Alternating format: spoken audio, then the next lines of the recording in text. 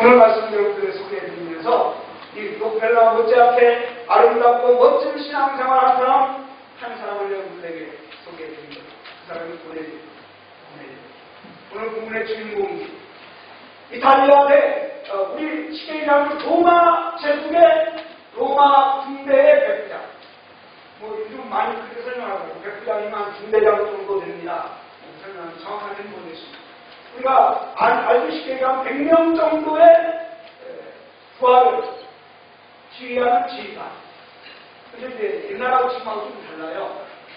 그 당시 로마 제국의 군대 장교라고 하면요, 지금보다 훨씬 더 세력이 있습니다.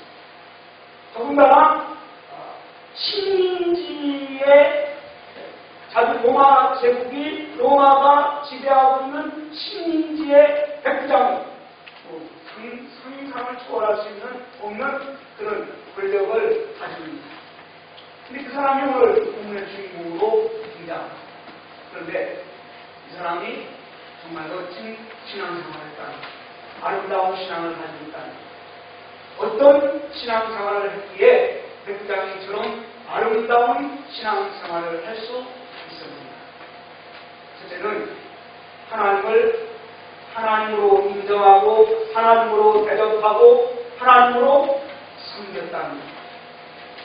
제가 이 설교를 준비하면서요, 많이 생각을 해봤습니다. 백부장이 하나님을 하나님으로 인정하고 하나님을 하나님으로 대접하고 하나님을 하나님으로 섬겼습니다. 이 말을 제가 지금 설교로 하는데요, 이게 말은 쉬운데 우리 생활 속에서 정말 내가 믿는 하나님을 알고 하나님을 섬기고 하나님을 인정하고 하나님을 대접하고 있느냐, 여기에는 의문부하고 있습니다. 오늘 많은 신앙인들이요, 교회에서 하나님을 하나님으로 그렇게 가르치고 있지를 못합니다. 저도 역시 마찬가지입니다. 지식적으로는 하나님이 우리의 구원의 하나님이고 하나님이 좋으신 하나님이고 하나님 사랑하는 하나님입니다. 나의 모든 삶을 주관하시는 하나님이십니다. 참만 강조해요. 그런데 실질적으로 내 생각 속에 하나님을 하나님으로 얼마나 인정하고 있는지 아닌 것 같아요. 저도 그렇게 공감을 드렸습니다.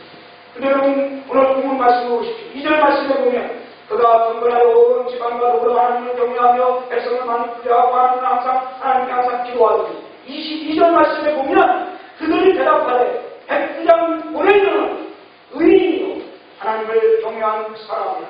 유대의 온 족속이 칭찬하더니 그가 거룩한 천사의 지시를 받아 당신을 집으로 청하여 말을 들으려 하느니라 한데, 이 백부장의 아름다운 신앙의 모습을 보여주는 거거든요. 여기 한마디로 요약하면 하나님을 하나님으로 알고 하나님으로 인정하고 하나님을 하나님으로 섬겼습니다. 그런 뜻이거든요. 두 가지만 설명합니다. 어떤 것을 보고 이 백부장이 하나님을 하나님으로 대접하는 것입니까? 묻는다면 하나님을 경외했다는 것. 하나님을 경외해요. 그 당시 백부장들은요, 경외의 대상이 누구냐면 로마 황제입니다. 로마 황제만 경외해야 합니다. 사실 로마 제국의 군인들뿐만 아니라 모든 백성들이 가이사, 황제, 신. 그래서 그 신을 숭배합니다. 로마 황제를 숭배합니다. 로마 제국이 기독교를 박해했던 가장 큰 이유가 무엇이냐? 기독교인들이, 성도들이 로마 황제를 숭배하지 않는다. 왜? 우리는 하나님만 숭배하고 하나님만 경배하고 하나님만 경외합니다. 이게 초대 교회의 신앙구조예요. 그런데 백부장이 오늘 본문 말씀 그대로 하나님을 경외하며 그것도 온 집으로 더불어 온 집안과 더불어 하나님을 경외했다. 이 말씀은 그가 하나님을 하나님으로 대접했다. 하나님 때문에 황제를 숭배해야 마땅한 로마 군인이지만 로마 황제를 숭배하지 않는, 경외하지 않는 바로 하나님을 경외합니다. 단순한 말이지만 정말 중요한 의미가 들어있습니다. 그리고 또 한 가지 증거가 있습니다. 그가 하나님을 하나님으로 섬기고 하나님을 인정했다라고 하는 말은 그가 하나님 앞에 기도했다. 우리는 기도의 사람인 것입니다. 여러분, 하나님께 기도했다고 하는 것은 하나님을 인정했다고 하는 가장 중요한 증거가 됩니다. 마태복음 7장 말씀에 보면 여러분들이 잘 아는 말씀이 하나 있습니다. 우리 주님께서 제자들에게 기도를 가르치는데요. 이렇게 가르칩니다. 구하라 그리하면 너에게 줄 것이요, 찾으라 그러면 찾아낼 것이요, 문을 두드리라 그리하면 너에게 열릴 것이니 구하는 마다 받을 것이요, 찾는 바 찾아낼 것이요, 두드리는 이에게 열릴 것입니다. 다 아는 말씀이잖아요. 제자들에게 주님 말씀. 구하라, 찾으라, 문을 두드리라. 그리고 하신 말씀이 뭐냐면 결론이 있는 말씀입니다. 그런 거. 누구든지 남에게 대접을 받고자 하는 대로 너희도 남을 대접하라. 이것이 율법이요 선지자예요. 결론이 기도를 가르치고 결론적으로 하신 말씀이 뭐냐면 누구든지 남에게 대접을 받고자 하면 남을 대접하라. 대접받고자 하면 대접하라는 거예요. 무슨 말이냐면 여러 가지 의미로 우리가 해석하고 적용할 수 있습니다. 여러분들이 하나님 앞에 기도하고 하나님께 응답을 받으려면 하나님을 하나님으로 대접하십시오. 이 말이에요. 이걸 다른 말로 바꾸고 말하면요, 하나님께 기도하는 사람들은, 믿음으로 기도하는 사람들은 하나님을 하나님으로 인정합니다. 내가 믿는 하나님을 전능하신 하나님으로 인정하기 때문에 하나님 앞에 기도할 수 있는 거예요. 그럼 그렇잖아요. 내가 아버지에게 무엇을 요구한다고 하는 것은 아버지를 아버지로 인정하기 때문에 아버지에게 요구하는 거예요. 하나님 이걸 원하십니다. 하나님을 하나님으로 인정하는 것. 그것은 하나님 앞에 기도하는 것입니다. 브레드가 그랬어요. 그는 먼저 하나님을 하나님으로 알고 섬긴 사람이기에 멋진 신앙생활을 할 수 있었다. 두 번째로 브레드의 아름다운 신앙은요, 가난한 사람들을 존중하는 사람입니다.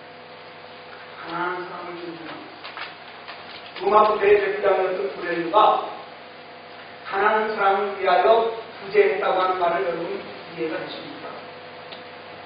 평범한 사람들도 구제하기는 쉽지가 않습니다. 근데 더군다나 로마 부대의 대표장. 참 기가 막힌 말씀. 31절 말씀해 보니까 말하되 고넬료야, 하나님이 내 기도를 들으시고 내 구제를 기억하셨습니다. 여러분, 구제가 무엇입니까? 쉽게 말하면 구제는 가난한 사람들을 도와주는 거예요. 가난한 사람을 섬기는 것입니다. 가난한 사람들을 존중하는 거예요. 이게 쉽지가 않잖아요. 사람들은 뇌물을 보고 판단하고 뇌물을 보고 평가하잖아요.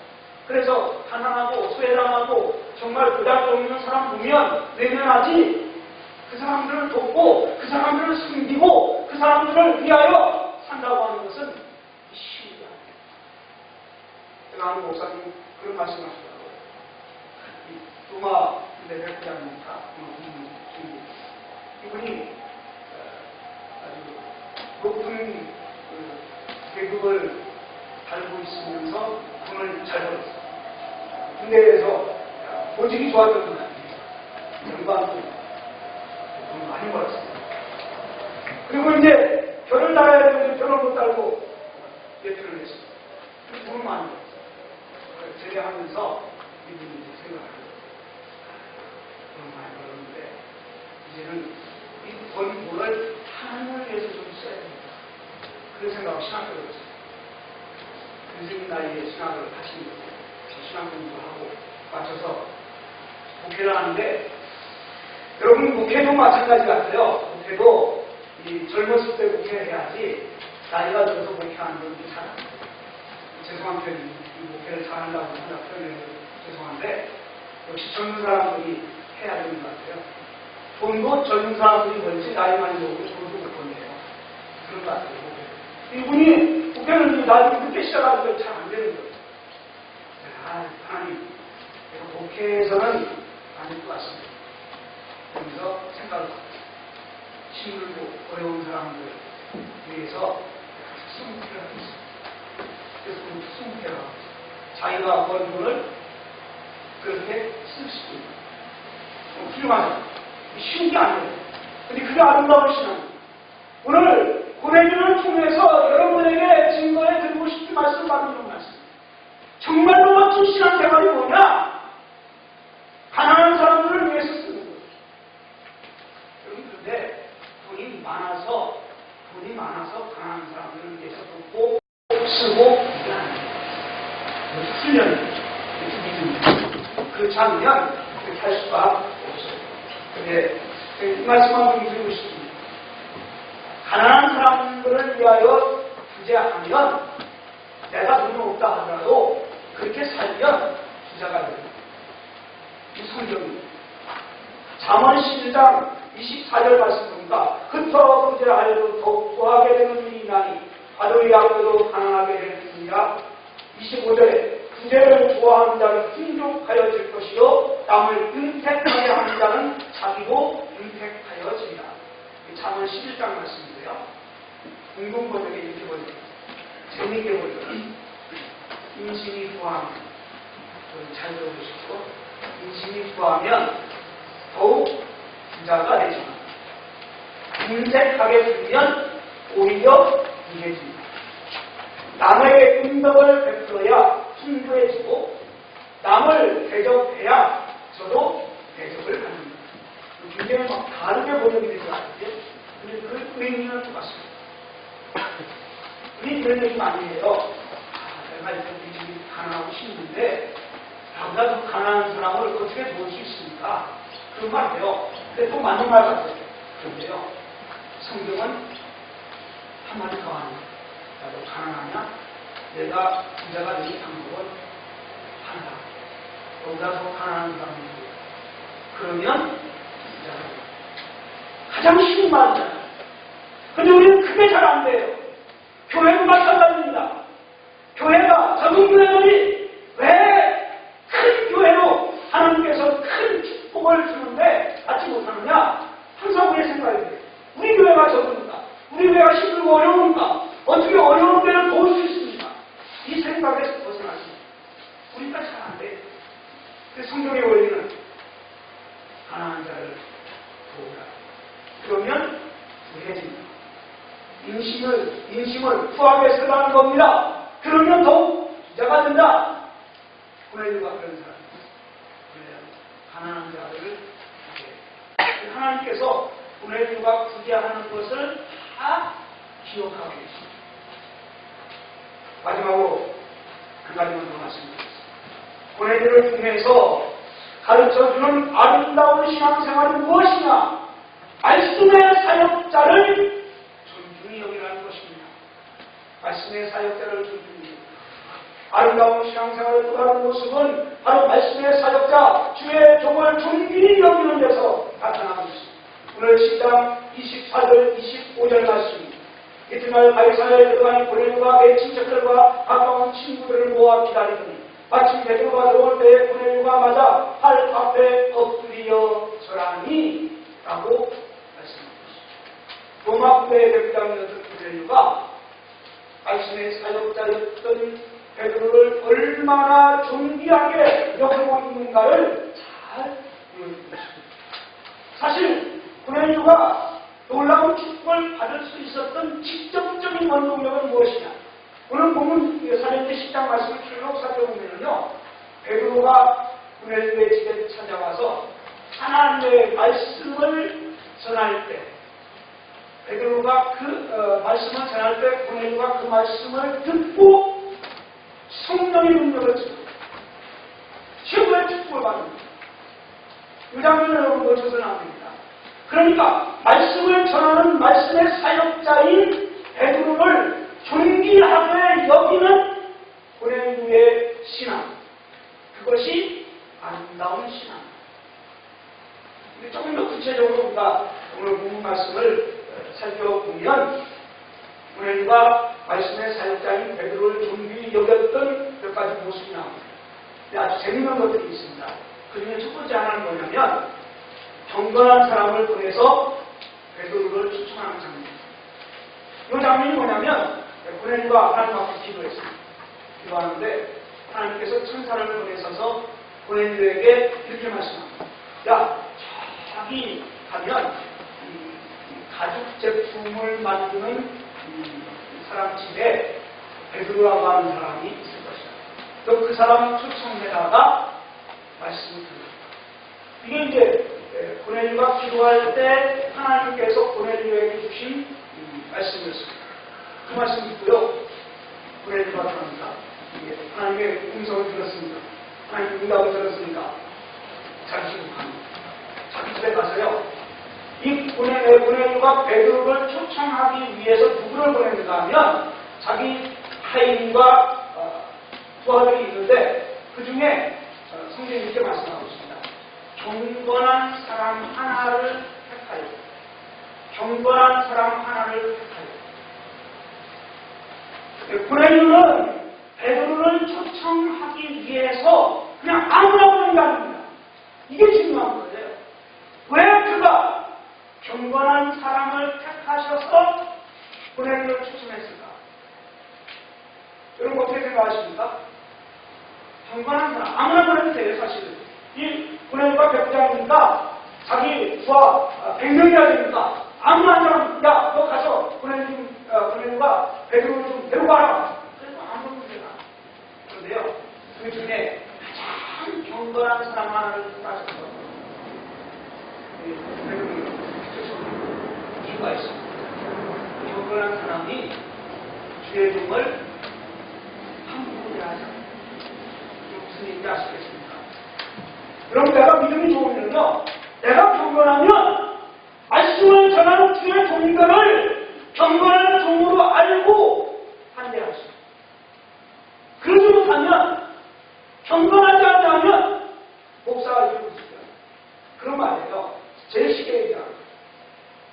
사실 믿음이 없는 사람들은요, 목사고 들어가는 거예요. 제가 목사고 목사. 이렇게 생각해요. 그런데요, 정말 하나님의 말씀을 전하는 사역자로 존중히 여길 줄 아는 사람은 누구냐? 경건한 사람. 그래서 자기 부하들 가운데 경건한 사람 하나를 택해서 베드로 사도를 초청합니다. 그가, 고넬료가 얼마나 말씀의 사역자인 베드로를 존귀히 여기고 생각을 했는가를 우리에게 가르쳐주고 있습니다. 또 한 가지, 하나님의 말씀을 듣고자 하여 마음의 준비를 단단히 하고 있습니다. 24절 말씀 보면 그렇게 나오잖아요. 고넬료가 경건한 사람들을 보내서 베드로 사도를 이제 초청하게 되고 베드로 사도를 모셔오고, 그런데 자기는 준비한 게 있습니다. 어떤 준비라면 자기 일가 친척, 가까운 친구들을 다 모아놓고 기다립니다. 왜? 말씀을 들어요. 그러니까 결국 하나님의 말씀을 듣고자 하는 마음의 준비가 말씀의 사역자를 존중하는 증거가 됩니다. 그런 것입니다. 또 한 가지, 겸손하게 영역을 하고 있습니다. 드디어 베드로가 도착을 했습니다. 그랬더니 고넬료가 베드로가 들어오자마자 베드로 앞에 절을 합니다. 베드로가 누구냐? 어부 출신. 그것도 신지 하에 있는 백성입니다. 자기가 지배하고 있는 백성입니다. 어부였습니다. 자기는 지금 로마 제국의 군대 장교예요. 그 사람이요, 베드로가 들어오니까 어부였죠. 여러분 이해가 되십니까? 얼마나 말씀의 사역자인 베드로를 존중하고 있는가를 배워보시고 있습니다. 그리고 33절 말씀 보니까 하나님의 말씀을 경청합니다. 주께서 당신에게 명하신 모든 것을 듣고자 하여 하나님 앞에 있나이다. 당신 말씀하십시오. 당신을 통해서 하나님께서 내게 주시고자 하는 모든 말씀을 듣고자. 이게 오늘 우리의 자세다. 주의 종들이요, 사실 별거 아니에요. 그렇지만 귀한 것은 하나님의 말씀을 여러분들에게 증거하는 사람이기 때문에 이게 우리의 자세였습니다. 여러분 말씀드리겠습니다. 사랑하는 성도 여러분, 로마 군대의 부장이었던 군대는 오늘 저와 여러분들에게 놀라운 도전과 복음을 주시고 이 땅에 살면서 하나님의 축복 속에서 아름다운 신앙생활을 하려면 우리는 중에서가 배우고 하나님을 인정하십시오. 하나님을 배우고 하나님을 하나님으로 섬기십시오. 그리고 주의 마음이 항상 가있는 사람입니다. 그런 표현이 정확하겠죠? 하나님의 마음이 항상 가있는 사람입니다. 하나하고 수혜라고 열심하고 어려움에 참아 그들을 향하여 우리의 마음과 손을 펴야 합니다.